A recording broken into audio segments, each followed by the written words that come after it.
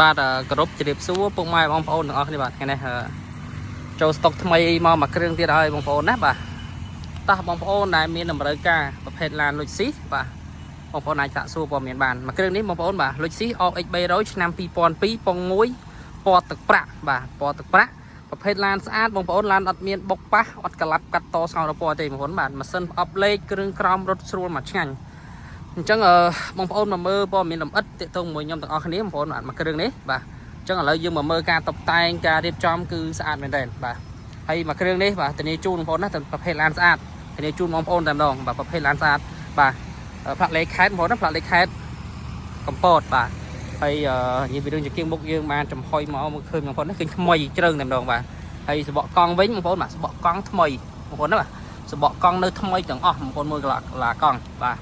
ហើយការតុបតែងបងប្អូនណាមានក្រុមមេក្តោបកញ្ចក់បងប្អូនបាទសញ្ញោអីហ្នឹងគឺនេះបងប្អូនបាទក្រុមមេដៃទ្វារបាទក្រុមមេដៃទ្វារបងប្អូនបាទនេះក្រុមមេដៃទ្វារបាទ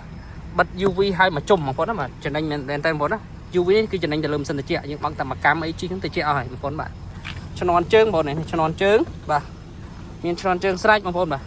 នេះនិយាយពីរឿងសបកកង់ថ្មី4គ្រាប់បងប្អូនណាបងប្អូនថ្មី4គ្រាប់បាទក្រុមមេអីលេងឲ្យមកស្អាតបងប្អូនបាទនេះហើយជាប្រភេទឡានស្អាតបងប្អូនឡានអត់ដែលមានធ្លាប់មានប្រវត្តិដាក់ហ្គាសដាក់អីទេបាទប្រើសាំងសុតតែម្ដងបងប្អូនម្ចាស់មុនបាទនេះបងប្អូនមើលសបកកង់បាទបកកង់នៅថ្មីទាំងអស់បងប្អូនណានេះក្រុមមេដៃទ្វារបាទនេះបាទបងប្អូនបាទនេះបាទបងប្អូនមើលមកស្អាតអស់ហើយបងប្អូនណាបាទមកគ្រឿងនេះបងប្អូនយកទៅគឺអត់បាច់រៀបចំអីទេគឺយកទៅប្រើតែម្ដងបងប្អូនបាទហើយប្រភេទព្រក់លុចស៊ីបងប្អូនហ្នឹងហើយបាទ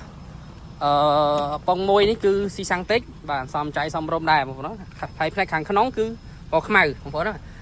ភាគច្រើនលុចស៊ី OX 300ពណ៌ទឹកប្រាក់ភាគច្រើនគឺក្នុងខ្មៅបងប្អូនណាបាទក្នុងពណ៌ខ្មៅបាទនេះបងប្អូនមើលបាទតាមដៃទ្វារតាមអីហ្នឹងគឺអស់តោះហើយបងប្អូនណាបាទ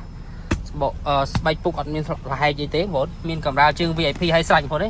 កម្រាលជើង VIP បាទក្នុងខ្មៅបាទនេះបងប្អូនមើលបាទណែបងថ្មីបងប្អូនបាទ